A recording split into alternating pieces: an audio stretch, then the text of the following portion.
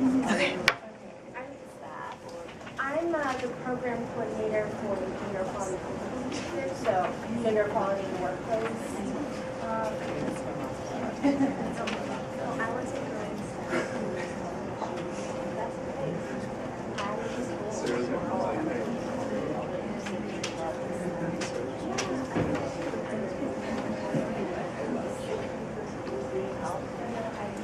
All right, good morning, everyone. Thank you for joining us bright and early on this beautiful Tuesday morning, where we'll actually be able to have lunch outside today. Yeah. So we are WomenNC, and we just kind of wanted to get this started off on the right foot. So, we all know Maya Angelou, yeah? So in her wise words, we this people on this small and drifting planet, whose hands can strike with such abandon, that in a twinkling life is sapped from the living, yet those same hands can touch with such healing, irresistible tenderness, that the haughty neck is happy to bow, and the proud back is glad to bend. Out of such chaos and such contradiction, we learn that we are neither devils nor divines. When we come to it, we, this people, on this wayward floating body, created on this earth, of this earth, have the power to fashion for this earth a climate where every man and every woman can live freely without sanctimonious piety, without crippling fear. When we come to it, we must confess that we are the possible. We are the miraculous, the true wonder of this world. That is when, and only when, we come to it. Power. I think we can all agree that by and large, women have little, or at least in many cases, none. And so this power that Maya Angelou is talking about in her poem, A Brave and Startling Truth, which fittingly was written for the 50th anniversary of the United Nations. This power that to create a world where every person can live without fear. How do we get to this place? How do we come to it? We, at WomenNC, envision a just world by raising a generation that will honor women's human rights. We cannot achieve equality and justice for women without engaging the youth, because they are going to finish the march that we started, the generations to come. And so in our small corner of the world, North Carolina, in red there, our organization works with local youth as they conduct research, learn, find their voices, and finally present to a global audience, that's you all, here at CSW. This is our 5th year bringing a group of fellows to the CSW, and the pictures that you're going to see as I'm talking are from events both locally and here at CSW of the 5 years that we've been doing this. So take a look. We've had quite a few fellows. I think about 23 fellows have completed. 25 fellows have completed the program to date. So when we talk about it, we talk a lot about CSW. We were all at consultation day. There was a constant chatter about youth. How do we get youth engaged? And it often seems like there's a disconnect between we get the middle and high school youth engaged, and then we kind of just jump over the college youth, and then go to the post-college, and especially some of the older activists. And we've been in this fight for a long time, many of you longer than I have. And one day we're going to have to pass that torch. And how do we do that? How do we create a space where we can get youth involved and expose them to this global audience, mentor them, get them to where they feel like they have a voice? And we at WomenNC feel like our fellowship model is an answer to that. And it's worked well. And you'll hear today from many people with our organization. We have our 5 current fellows who will be speaking about the 5 organizations locally in North Carolina that they think exemplify best practices for advancing the cause of women's human rights. And then you'll be hearing from an alumna of our program who has gone on to do wonderful things. And then you'll also hear from other representatives of our organization, including a mentor, and of course our founder, who will talk about her need to create this organization, because she's been attending CSW for 20 plus years, And she saw that there weren't many youth out there, and she thought, how can we get them engaged? And this was her answer to that. So today's program, again, we're going to hear from our 5 current fellows. They're going to be talking about their 5 research reports, reporting out to you all as a global audience. Then we'll hear from an alumna and the mentor perspective, because students are mentored. They're paired with someone who's been in this fight for a bit longer, and they're exposed to many things that maybe they weren't exposed to before. And then we'll hear from our president and founder. And so without further ado, I'd like to introduce our first fellow, Amy Watson.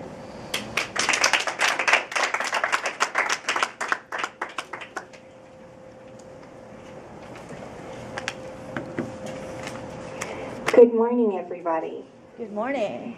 It is my honor to get to be the first of our wonderful fellows to present to you this morning. As she mentioned, my name is Amy Watson. I am originally from New Zealand, but I am currently in North Carolina studying at the University of North Carolina, Chapel Hill. I am working on a sociology degree and working towards becoming a licensed clinical social worker. And that was definitely the background that got me interested in this fellowship and becoming involved, because I obviously have a heart to see lives changed. Wanting to be a social worker, I specifically want to work with young adolescents and see transformation there. And so that definitely influenced my topic. I decided I wanted to look into the role of promoting healthy norms in order to address teen dating violence as a part of overall violence against women. I chose violence because when you think about this issue, it affects every other aspect of women's equality. No matter how many opportunities a woman has, if she has great career opportunities and equality in every other sphere, if she has fear of violence in her life, she is incapable of accessing those opportunities. Inasmuch as a woman is in fear of violence, she is hindered in her ability to live out the equality that we would want to give her. So this is a fundamental aspect of women's equality, and it is one that was sorely lacking from the Millennium Development Goals, which the United Nations has recognized, and there's been a lot of criticism around MDG3 and its failure to truly measure what's happening to women as far as violence. Now, why intimate partner violence specifically? Why? Because 40% of the women who are killed in the world are killed by an intimate partner. That is an astounding statistic. When you look at it and you think, this incorporates women who are killed as a result of war. When you take that into consideration and think that still 40% of all women out there who are killed by an intimate partner, that makes intimate partner violence, also known as domestic violence, one of the biggest and most crucial issues we must address if we want to impact violence against women. Now, intimate partner violence, also known as domestic violence, includes physical, sexual, and psychological abuse that can happen to women. Why adolescents?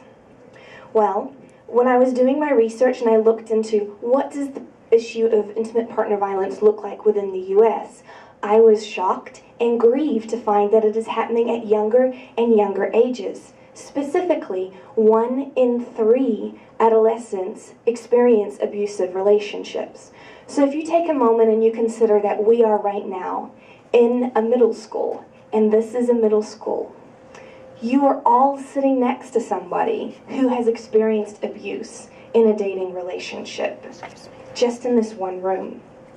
1 in 5 adolescent girls has specifically experienced physical or sexual abuse in a dating relationship. This experience of intimate partner violence among adolescents is becoming increasingly normal. I want to share with you the story of one particular girl. Her name is Amy. Her story caught my eye because, for one, she shares my name, and so that drew me particularly into her experience. But also I was drawn to her story because it exemplifies what is so typical in the teen dating violence realm.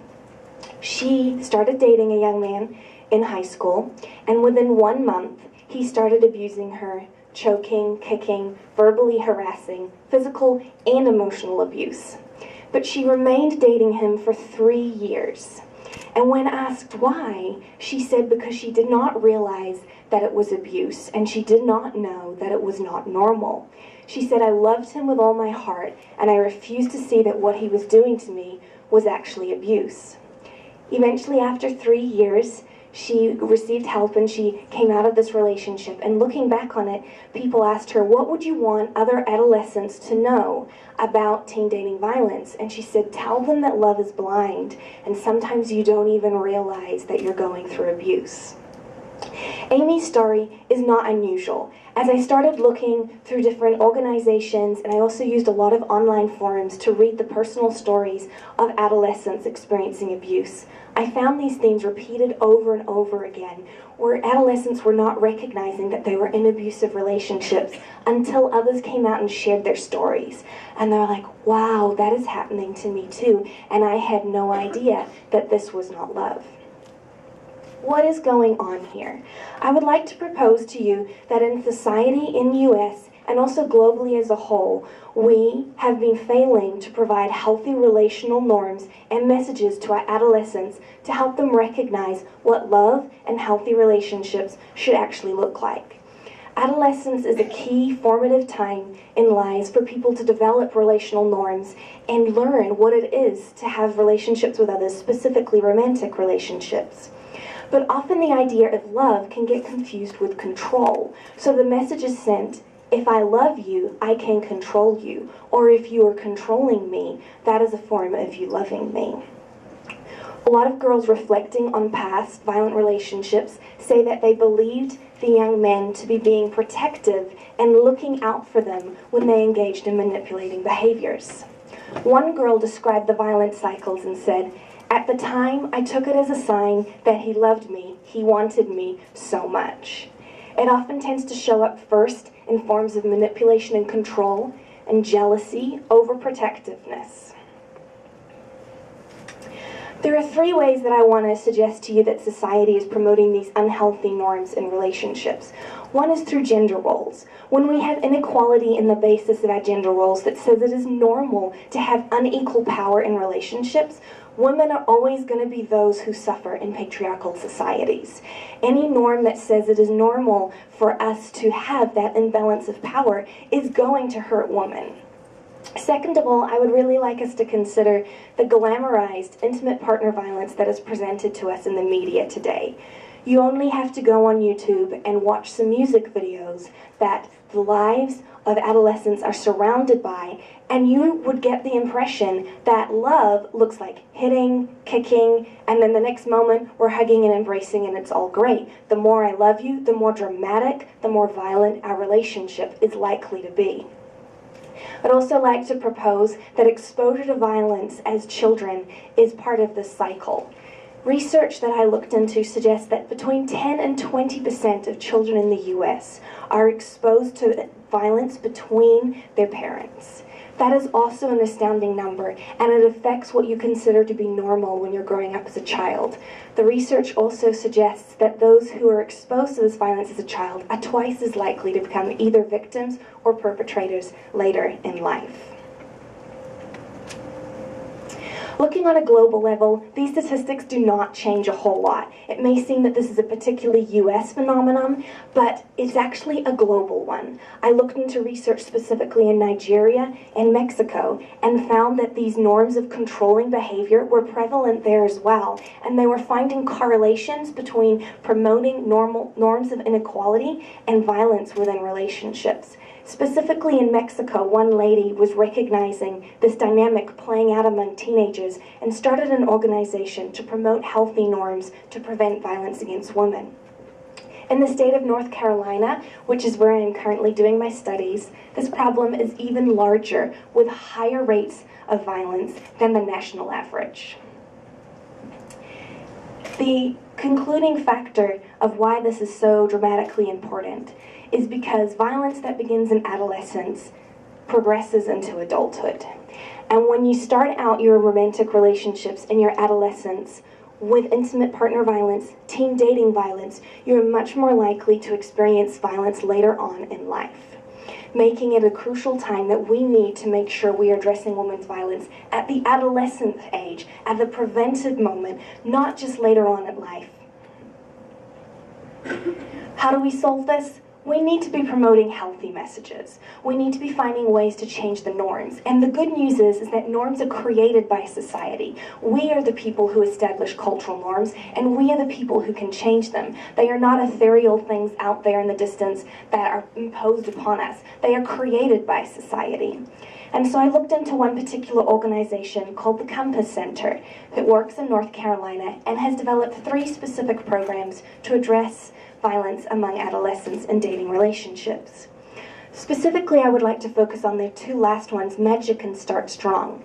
Magic was a program specifically implemented to teach adolescents how to listen to the messages that the media are presenting to them, process them, and decide whether to accept or reject those messages, giving young people the tools to, when they see these media images that are promoting violence in relationships, they do not just have to accept them as norms of love, but have the tools to disempower them. And secondly, the Start Strong teen dating violence program, where they go into middle schools and specifically teach adolescents what relationships should look like. And I would like to propose that in a society that is flooded with unhealthy messages about what relationships should look like, we all need to be doing our part to be sending an alternative message. In conclusion, I would like to leave you with this quote from the Center of Disease Control and Prevention, which calls our attention to the fact that it is our responsibility, every single one of us, to promote respectful relationships. I think it's really important that we remember this is actually something in our power. This is not something outside of ourselves. This is something we all can have a role in, regardless of what our jobs are, regardless of what our age is. If we are young ourselves, we get to promote it among our peers. And if we are leaders in society, we get to promote it among our children, we get to promote it among our colleagues, or wherever we are. We can play a role in changing the norms and say, no, love is not abuse, love does not look like violence, and in healthy relationships where power are shared between both partners. Thank you very much.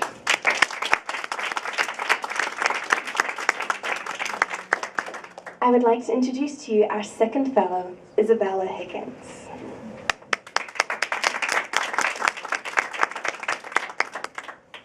Good morning, everyone. I'm Isabella Hakings, and I'm currently a third-year student at UNC Chapel Hill. I'm studying Women's and Gender Studies and Sociology with a Hispanic Studies minor, and I'm hoping to go into public health after undergrad.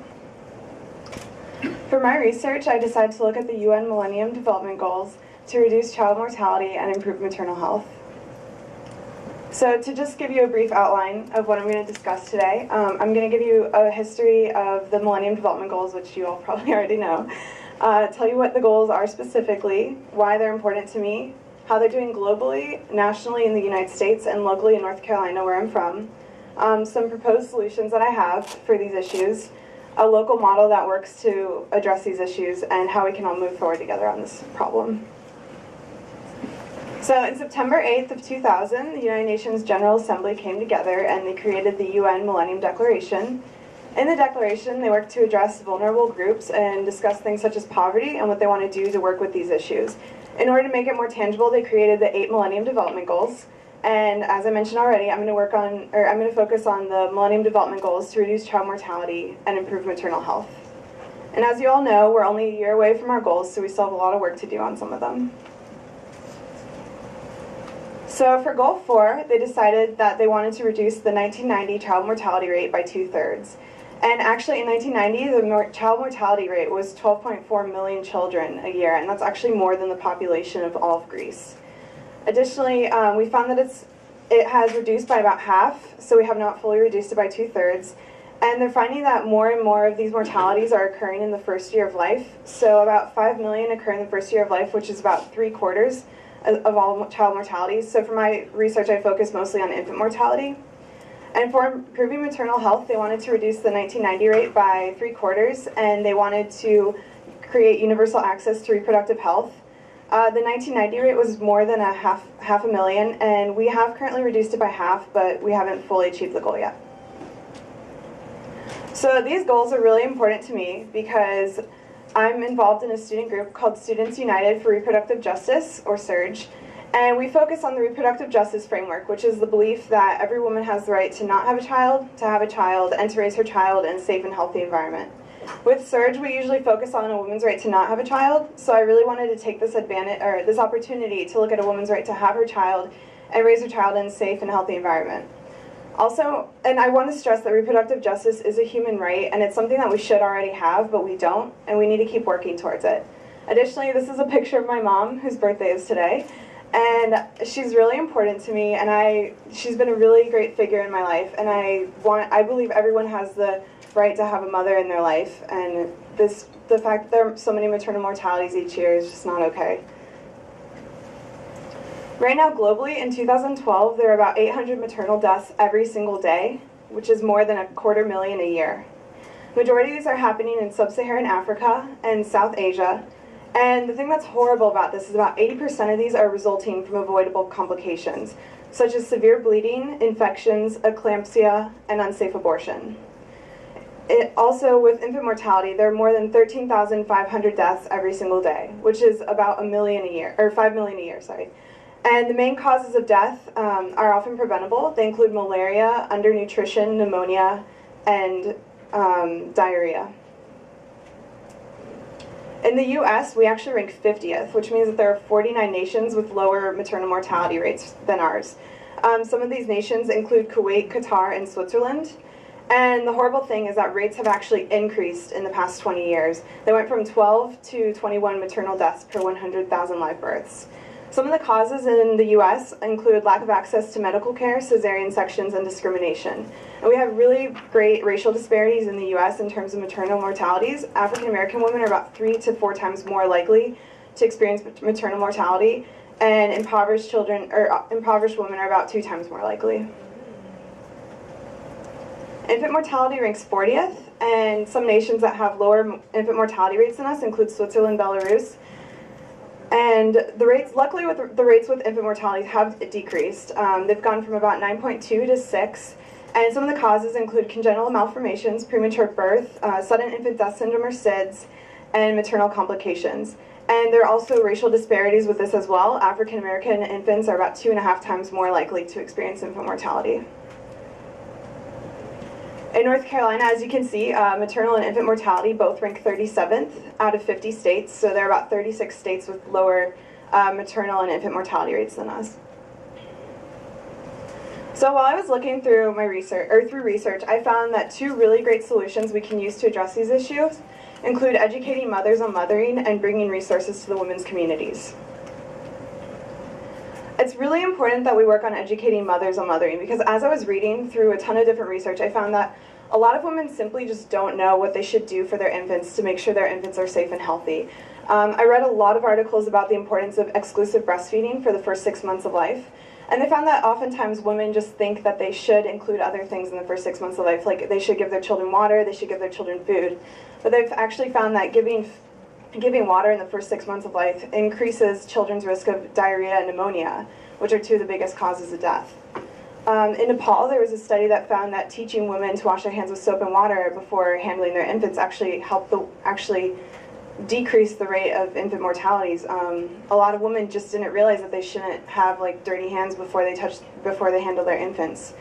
And in the US, in 1994, we had the Back to Sleep campaign, which was a campaign used to address SIDS, because a lot of infants were dying from SIDS. So the campaign was used just to teach women how they should put their babies in the cribs, how their babies should sleep. And they actually found that within 10 years, the SIDS rates decreased by 50%. Also, you all may have heard this in other groups or other sessions that you've been to, but a lot of times the women that are most affected by these issues are women in poor, vulnerable groups. Some women in poor rural areas and also poor urban areas are often really affected by maternal mortality. And this can be because of a variety of factors, but oftentimes they may not have the access to the medical care that they need because they may not have transportation to get to the places, they may not have the funds, or they may not know about the resources. So it's really important that we start bringing the resources to the women's communities. I've actually found this one study called the Health Extension Program. It was in Ethiopia. It started 2004. And the government decided to teach these health extension workers on how to address maternal mortality and infant mortality. And they taught them about how to deliver the babies and what to teach the moms about what would be good for their infants and for themselves. And this program's been incredibly successful. Ethiopia is actually one of the few nations that has reduced the child mortality rates by 2/3. In 1999, there was a study in California. It was called the Women's Mobile Health Van. And they went into a an urban poor area, and they provided all different types of women's health care to the women. And they actually found that a lot of women who used the services found out they were pregnant through the service, and women were actually getting prenatal care about 3 weeks earlier than women who didn't use the services of the van. So when I was looking in North Carolina for a local model that addresses these problems with the solutions that I proposed, I found Durham Connects. Durham Connects is a nonprofit located in the city of Durham. It's in the Piedmont region of North Carolina. And their mission is to increase child well-being by bridging the gap between parent needs and community resources. The organization's main goal, it's a nonprofit, and what they do is they provide a nurse care to a mother about 3 weeks after she's delivered a child. They go into the home completely free of charge, and they help out with the baby, they answer any questions, and they provide the mom with resources that she can use to help her infant. I actually got to go on one of the in-home visits. It was a really great experience. I went and observed what the nurse did, and she helped with the baby. She helped the mom with breastfeeding. The mom was having a lot of trouble with that. She answered any questions that the parents had. They had some questions about antibiotics, and she completely cleared up any concerns that they had. They also do screening for the mothers to make sure that the mothers are in a safe area. So they do screening for drug abuse, domestic violence, and depression, because they want to make sure that the moms are safe and healthy. And they also discuss family planning so that the women know what their options are with family planning and how they can choose when they want to have their next child if they want to have another child. They also cared for the infant, weighed the baby, measured the baby, and they helped to schedule the postnatal doctor visit. So this is a really great model because it brings together the two proposed solutions. They're bringing the resources to the women's actual homes, and they are educating the mothers on any aspects of mothering that the mothers don't yet know. They also provide Spanish and English because we do have a big Spanish-speaking population in North Carolina. And they've had really great results. They found that women that use their organization have greater connections to community resources. They have lower levels of anxiety, fewer overnights at hospitals with infants, and less infant emergency medical care. They've actually found that investing $2.2 million a year into this organization leads to savings of $6.7 million a year, which is return on investment 3 to 1. So as I mentioned at the beginning, reproductive justice is a human right. It's something that we should already have, but we don't. And every woman does need to be in a safe and healthy environment, need to have the right to not have a child or to have a child. And I want to ask you all to help us to create a better world for women and children by donating to causes that work on these issues, educating yourself and others on how we can work to fix these issues, and advocating to have resources brought to women's communities and to have women educated on mothering. Thank you.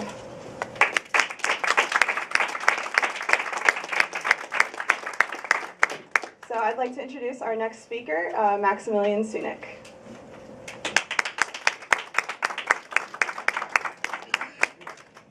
Thank you, Isabella. So good morning, everyone. Thank you for making it out. I know it's a bit of an early morning, and some of us in the room are struggling with time change. So once again, we really appreciate your presence here. Thank you. My name is Max Sounak, and I'm a junior at the University of North Carolina at Chapel Hill, where I'm studying health policy and management and global studies with a minor in Islamic and Middle Eastern studies. And my research has focused on the post-2015 agenda, and specifically how we can work to incorporate gender equality against gender-based violence, and specifically through female involvement in the political process. So let's get started. So, as I mentioned, my presentation is going to be doing a couple things. First, I'm going to be linking gender equality to higher rates of gender-based violence.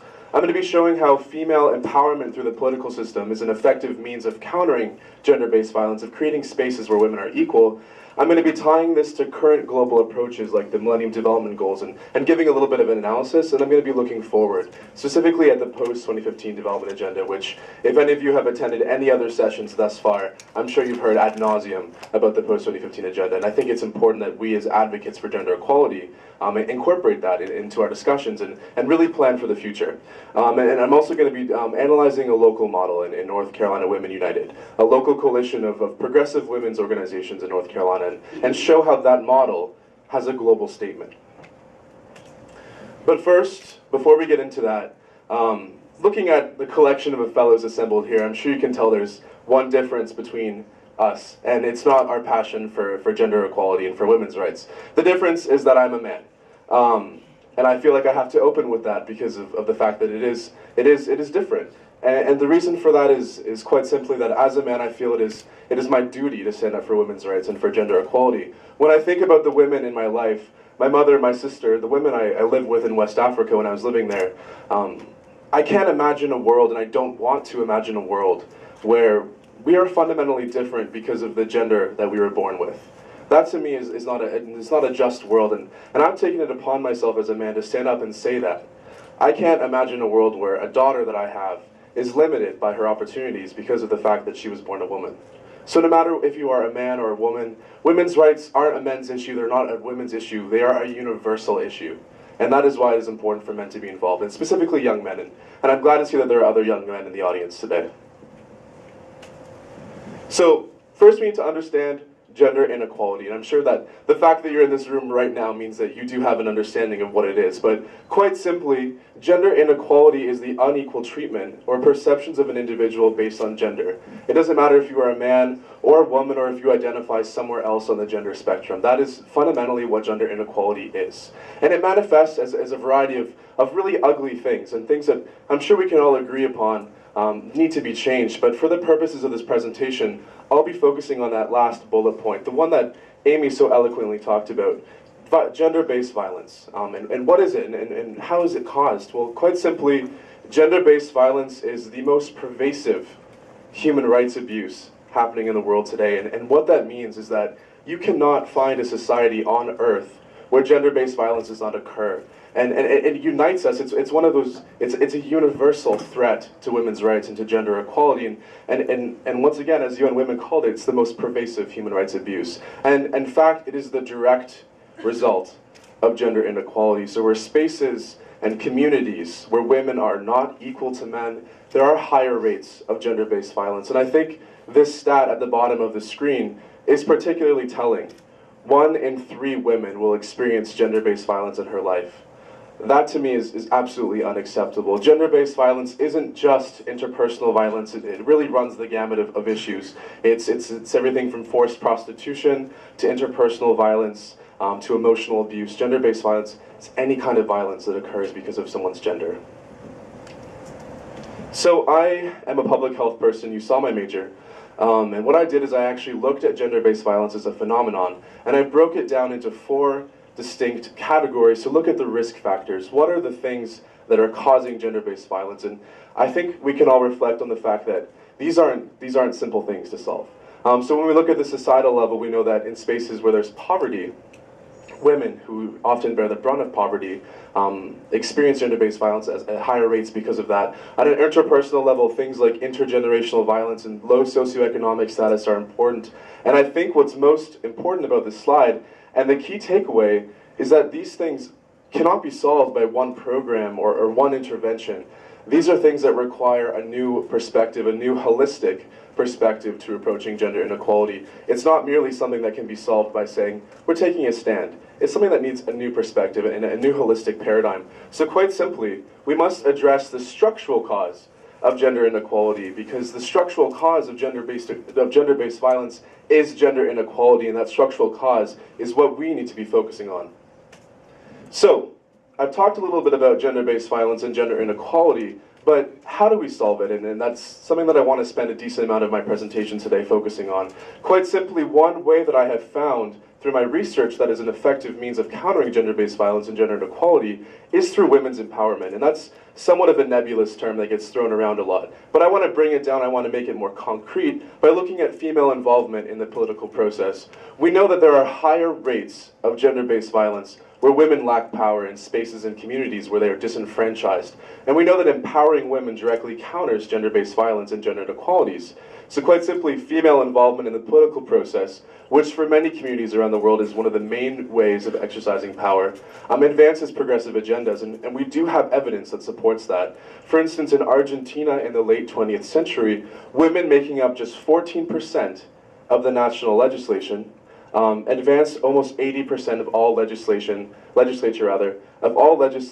directly related to women's rights. So that tiny percentage of the national parliament was advancing by far the overwhelming majority of all policies that relate to women. So we know that when women are empowered in the political space to make a difference, they actually work to lift up other women. And I really wish the fact was that men did that too, but we do know that, quite simply, it's women currently in these positions of power who are doing so. So involving women in the political process should be a key element to any strategy or any approach that works to solve gender-based violence. Once again, looking at it from that perspective of gender inequality. So I kind of want to analyze what the current global approaches thus far have been, focusing on these issues. And quite simply, the one that merits most discussion, and the one of which the entire CSW this year is rallied around, is a discussion on the Millennium Development Goals that Isabella went into depth in terms of their inception in 2000 at the Millennium Declaration. But for the purposes of this presentation, I'd like to focus on MDG number 3, gender equality. And these here are the 3 ways in which the world decided, would be most effective in measuring them. And I'm sure that looking back at those key determinants that I talked about before of gender-based violence, we can see a couple issues here.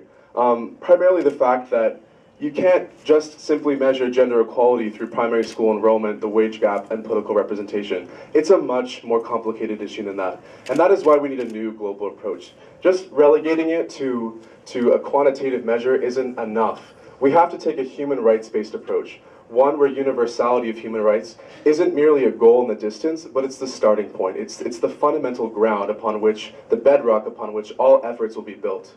So, quite simply, how do we develop an agenda that advances gender equality? And the answer to that is the standalone gender goal in the post-2015 development agenda.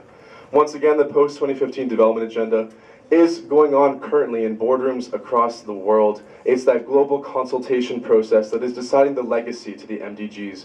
And it's one in which all of us in this room as citizens of the world can be involved. The standalone gender goal is a goal within that agenda that's been proposed by UN Women. And there are 2 key elements to understand. The first is that it's looking to incorporate gender into all targets and indicators, not merely into one MDG 3. Gender should be a part of every single element of the post-2015 agenda, and that is the first point there. If you're talking about infrastructure investments, you'll also be talking about gender. If you're talking about gender-based violence, you'll also be talking about gender. It should run the gambit. The second here are 3 key themes. So a transformative and inclusive approach to gender that includes these 3 things, and I hope you appreciate the fact that 2 of these things I've shown in my presentation to be fundamentally linked. First, the freedom from violence, and of course, tying that back into voice, leadership, and participation through political involvement for women around the world. So I decided to partner with NCWU, North Carolina Women United, a coalition of progressive women's organizations of which WomenNC, the organization that we're here with today, is a part. Quite simply, they're a coalition of organizations that does a lot of things, and they have a legislative priority within the state of North Carolina that's quite progressive. Amongst hundreds and hundreds of priorities, 2 of them are increasing participation of women voters and ensuring freedom from violence. So once again, this organization recognizes that key linkage, the linkage that when women are involved, they create spaces where gender-based violence is less of a cultural and societal norm. So 2 key programs that I focused on were the Women's Agenda Assemblies and Women's Advocacy Day. So Women's Agenda Assemblies are roundtable discussions that happen across the state of North Carolina over a period of a year. So women who may not have had the chance to speak about issues that relate to them as women are actually brought together around a table. They sit down, and for maybe some of them for the first time in their lives, they're given an audience and they're able to express themselves. And not only that, they're given the tools and to understand these issues from a political perspective. And they gain that political fluency that becomes incredibly key when we move into the second program, Women's Advocacy Day. It happens in the state capital of Raleigh in North Carolina, when legislators are there, they bring women from around the state, these same women who've been empowered through the Women's Agenda Assemblies, and they're actually brought there to meet with their representatives. They're given agendas from NCWU. They're also taught how to talk effectively to their representatives. And they're assisted with a variety of things, including making appointments. But I think what's most fascinating is that a lot of these women, only a year before, weren't involved at all. And suddenly they're at the state capitol building advocating for their rights.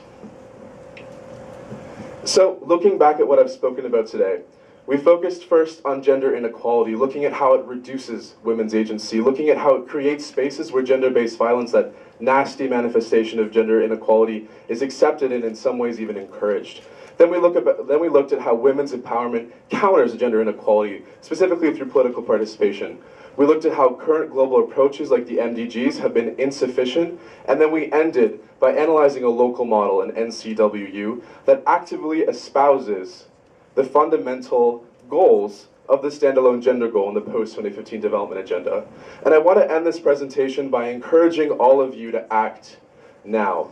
We are in the middle of CSW, where member states, in addition to all of the NGO events going on, are actively working together to come up with a document. One of the key elements of that document is what's going to happen in the post-2015 development agenda. 100 countries have already said that they support the standalone gender goal. 100 countries have said, yes, this is something that we want.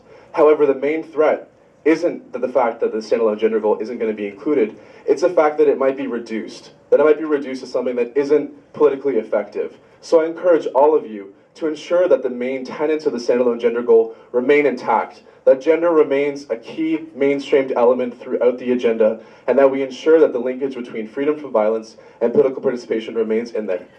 Please contact your representatives at the United Nations, your missions, and tell them this is a priority for you as someone who's not only a citizen of your country, but a citizen of the world, and someone who wants to stand up as a woman or as a man for gender-based violence and for gender equality worldwide. Thank you.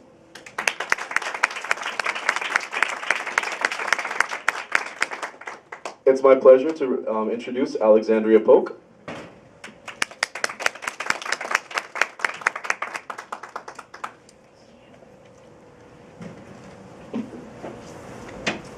Hi, how are you guys? Good. Thank you for getting up so early to be with us, as everyone else before me has said. I know it's very early in the morning, so we are really grateful that you guys are all here today.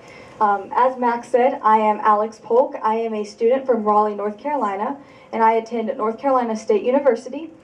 And at North Carolina State University, I'm studying international relations and economics with a minor in political science. So today, what I want to talk about with my research is the importance of women's empowerment through education. I'm specifically going to look at women's advancement in STEM. And for those of you who don't know what STEM is, it's not stem cell research. It is STEM, the acronym for science, technology, engineering, and mathematics. So there's a fine line. Women's empowerment in education is an important component of the third Millennium Development Goal. And the third Millennium Development Goal focuses on gender equity and women's empowerment. Education is one of the major points underneath this goal.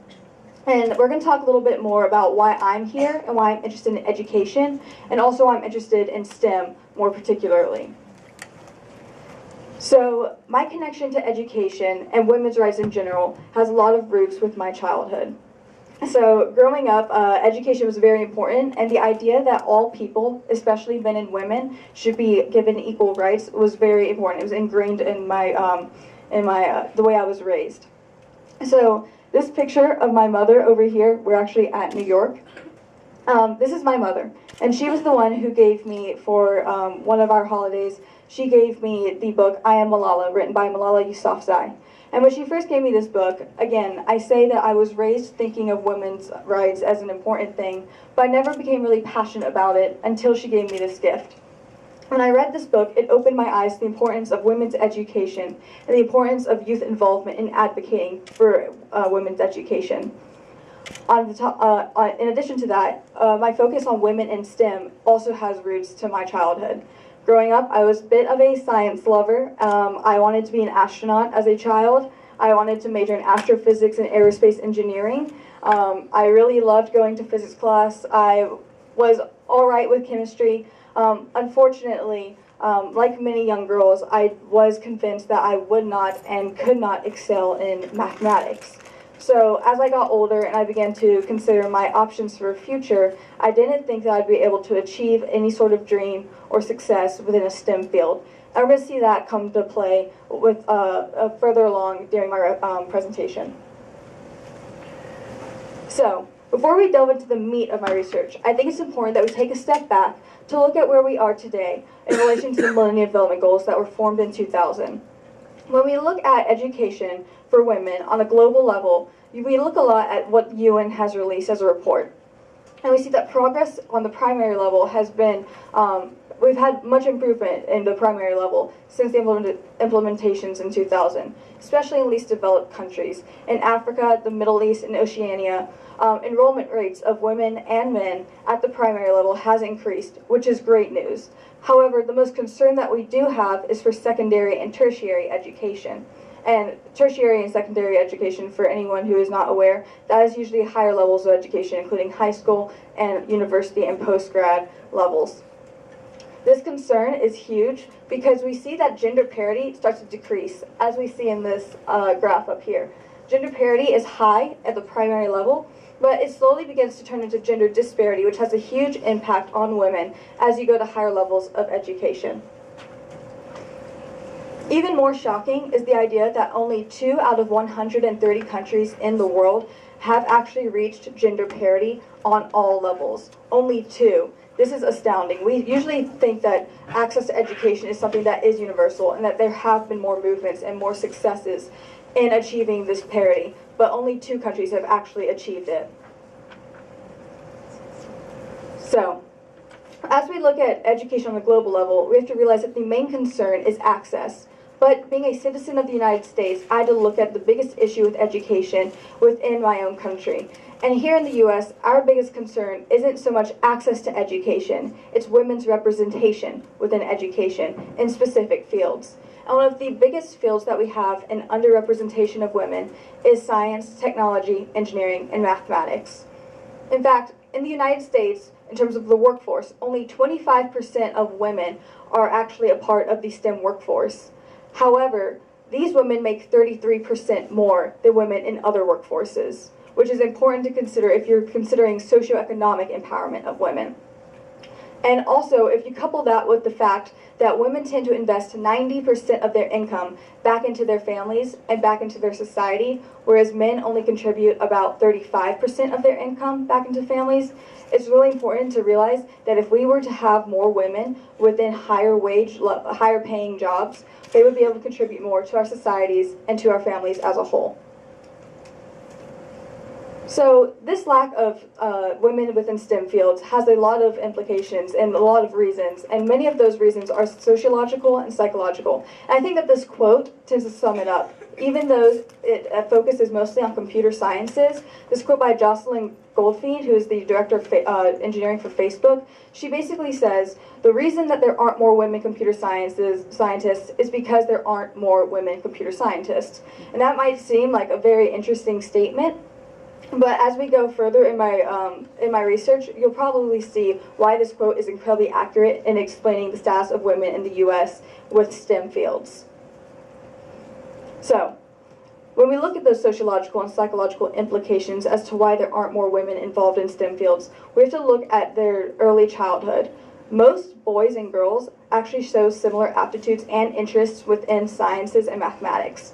However, as girls begin to reach adolescence and their confidence begins to decline, usually they don't have such an interest or degree of aptitude in their own opinion that they can attain success within STEM fields. They're given the notion that they have a safety net of marriage, that they're not that they don't think critically, or that they don't have the spatial awareness necessary to succeed within STEM. This, of course, is not true, but this is a lot of society talking. And we see this a lot with several research previous research methods when, for example, the Draw a Scientist test, which is given to many girls across the country. The Draw a Scientist test requires girls to draw their idea of what a scientist looks like. And almost all women always draw a white male with glasses in a lab coat. This idea of what a scientist is and the fact that they are not what that scientist looks like really sort of hinders their idea of their success and their aptitude for succeeding within STEM. As they grow older and reach high school and begin to choose their own electives for STEM fields, their disinterest increases, and this idea of ambient belonging also increases. Ambient belonging, of course, is the idea that even though you might have a certain aptitude and you might succeed in a certain field, such as STEM, because you do not think that you are welcome, you will not pursue that field. And again, as you grow older and reach higher levels of education, this sense of ambient belonging for STEM decreases in many young women. One of the main reasons I think this ambient belonging decreases for women is because that they don't have these same role models and support systems that boys tend to have at a younger age. For example, boys are giving many role models from a young age and many toys that they can play with that encourage their idea of what spatial reasoning and logic should be like, which are important for you using in STEM. For example, Legos tend to be a boy's toy. Blocks, they have people like Neil Armstrong and Stephen Hawking and other famous scientists to look up to, and famous astronauts, and other famous engineers around. Girls, on the other hand, are not given the same role models or the access to women who are successful. I put this picture up of a Barbie because this is one of my favorite pictures. There was a 1992 release of a Barbie doll. It was the Teen Talking Barbie doll. And when you pulled the string on her back, she said, "Math class is tough." I don't know about you, for the women in the room, but Barbie was something of a role model for me. And if you heard Barbie say math class is tough, you wouldn't think that you would be able to achieve success within math. And therefore, you wouldn't be able to achieve success within STEM. As I was saying, higher education does show more of this decrease in interest within STEM fields. And we see here that for the US in 2013, the number of freshman women within STEM had alarming rates of women who majored within STEM fields. Only 15% of women freshmen majored in STEM fields. But when you take away the biological sciences, that decreases to 5%. Computer sciences had the lowest rate of enrollment rates for their major, because only 0.4% of undergraduate women were majoring in computer science. Which leads me to my discussion of why I am focusing more on North Carolina, because as an undergraduate at a school that is well known for its engineering and sciences, I was able to look at the way that STEM has an impact on the community at the undergraduate level. Being at NC State, I had an arsenal of organizations to look at for their influence on STEM and women's access to it. And I got to partner with the Purpose Institute, which is located on NC State's campus. And the Purpose Institute stands for Promoting Underrepresented Presence in Science and Engineering Faculty. And basically, they focus on helping show minorities, especially minority women faculty members, within engineering fields, and giving them the means to improve their research and reach out more to other students on campus and improve their representation on campus. When I first met with the Purpose Institute, my interest was mainly focused on the idea of female faculty representation on campus. However, I was also introduced to an event that they had in 2007 called the Advancing Girls to Women Summit, and my interest in their mission took a turn towards this summit. This summit, held in 2007, was held for a weekend at the Sheraton Hotel in Raleigh, which is very nice if anyone has ever been there.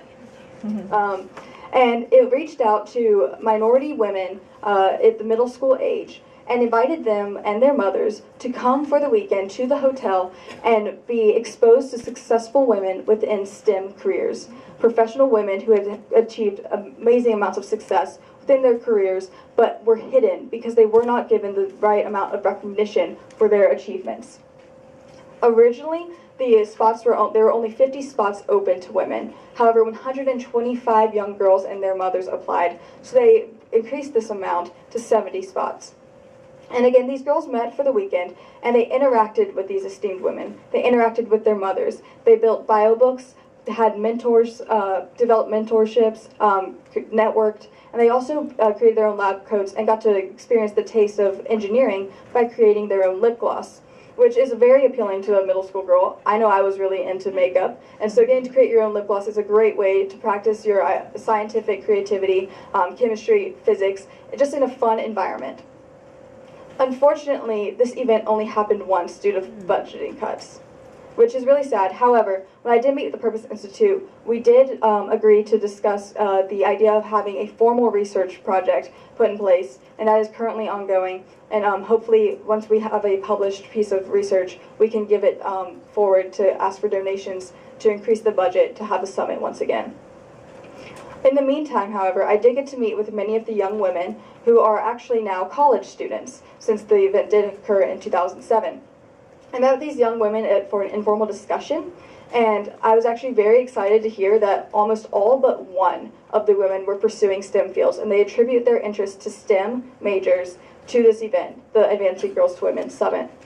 And as I spoke to these girls, they seemed unanimous in their idea that the most important facet of the summit was their idea of role model and support. What I find to be the best practice model given out by Purpose Institute is what we call the role model and support method. So, what I mean by the role model and support method is that girls needed to experience more support systems and be shown to more role models around them. And they could see that success in STEM is attainable, and success in education as a whole is attainable. And I have a couple quotes from many of the girls, and I think that they were inspiring, and they really encompassed the idea of what the Purpose Institute Summit was really about. For example, with support, Dr. Christine Grant, the founder and director of the Purpose Institute, said that one of the most important things she thinks that mothers need to realize is that they need to give themselves permission to give their daughters permission. In other words, they need to see that it is okay to encourage your girl to go for her dreams, whether it's STEM or not. They need to know that they have your support to go further with their dreams. And this was important, and this was why it was so important for mothers to come to this summit as well. On top of that, a lot of the girls said that seeing these successful women who were hidden encouraged them to do something big, to really want to dream big, to want to go for something huge and larger than what they were already thinking about. And that was very important and very inspiring for them. And it was this idea of doing something big that stuck with them for the rest of their education in the high school level. On top of that, an important part of the summit was the fact that it encouraged people to have the desire to learn and surround themselves with people who also have that desire. Because when you have that web of support of people who support your academic interests, that's really influential on how you pursue your own academic interests. So I've been talking a bit about women who are successful but hidden, and I want to give you guys an idea of what I meant by that. Like I said, these girls did get to experience mentorships and close interactions with successful women who are professional in their field. However, I'm not just talking about mentorships. Like I said, boys have people like Neil Armstrong to look up to. Girls do not have the same number of women in STEM fields to look up to when they're pursuing their own interests within STEM, and this can be a little concerning. I have a few women listed up here. I'll just run briefly through what they have done over time. Fabiola Giannotti on the your left, on your left, is an Italian physicist, and she was actually the leader of the team that discovered the Higgs boson particle a few years ago, which was a huge milestone for physics. Shirley Ann Jackson was also the first woman to receive a PhD in chemistry from MIT. Hedy Lamarr, is anyone familiar with Hedy Lamarr? She's an actress. She's an actress from old Hollywood, and she's also known for being a very glamorous actress. However, what a lot of people don't know is that she's also one of the pioneers for wireless communication. That's often overlooked because of the fact that she's an actress. So we need to recognize that these women also have amazing achievements outside of what we might just perceive them as. Lilia Abram, for example, was also one of the first women to receive a PhD in chemical engineering, and she does a lot of work within Africa, supporting rural communities and building infrastructure and using STEM studies to build this infrastructure. So exposing young girls to role models such as these and giving them mentors as they pursue STEM is really crucial to encourage them to pursue STEM and education as a whole. Of course, the role model and support method is not exclusive to the Purpose Institute, and we have seen it used on the global and national level as well. I have a couple organizations up here that have also used the role model and support method. Everyone from the Girl Scouts, which partners with NASA, and they do a similar summit each year where the girls interact closely with NASA scientists and work on astrophysics and building robots and just having a good time while still learning about STEM. The White House has also used many initiatives to support women who are already in the STEM workforce, giving them monetary and award incentives to succeed and act as role models for women who are for the younger generation. And among these other programs, such as the Girl Effect, IEEE, Women in Engineering, and the U.S. Department of Energy, they have all used incentives and the role model support method to encourage women to have success within their own specific fields in STEM. So, what I want to leave you all with today is the idea of, will you be a mentor to a young woman? And I don't mean just for STEM, I mean with education overall. Because what's important to remember is that everyone is looking for that support and role model that will encourage them to try to achieve their own dreams, especially if they're in academics. And this is very important for young women. It's important for us to realize that even though we might not realize it, we are always being looked at and looked up to by a younger woman. And we really have to remind ourselves that we are being watched for our own actions and that people are seeing us as a role model. We might not even know the person who sees us as a role model, but someone is looking at you like you are a role model. And if you encourage the support system and role model system as an individual, whether